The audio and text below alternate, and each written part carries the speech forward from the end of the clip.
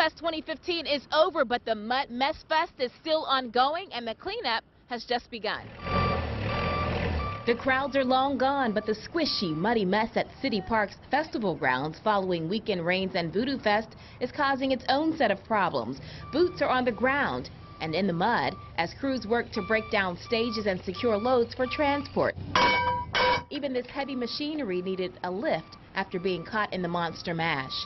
While Voodoo Fest organizers are working on refunds from Sunday's cancellation, City Park officials are game planning for heavy damage. There's no doubt there's a lot of damage to the grounds, but on the other hand, they're the grounds. Grounds can be repaired. Becker says some repairs will require a little extra equipment. There are areas that are just big mud pits that we have to bring in sand. Some areas you have to bring a bulldozer in and re-level the ground area.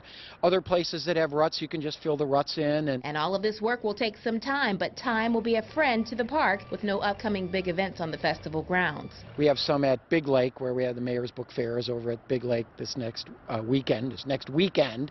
So hopefully you'll do something about that.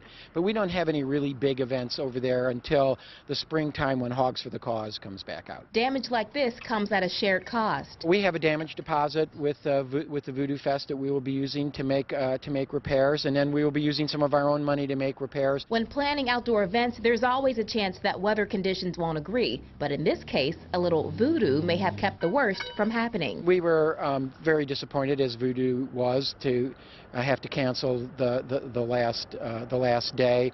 But even canceling the last day probably held down some of the damage that would have occurred because the grounds were so wet. So that probably worked in everybody's favor. From City Park, I'm meteorologist Quaylin Murphy.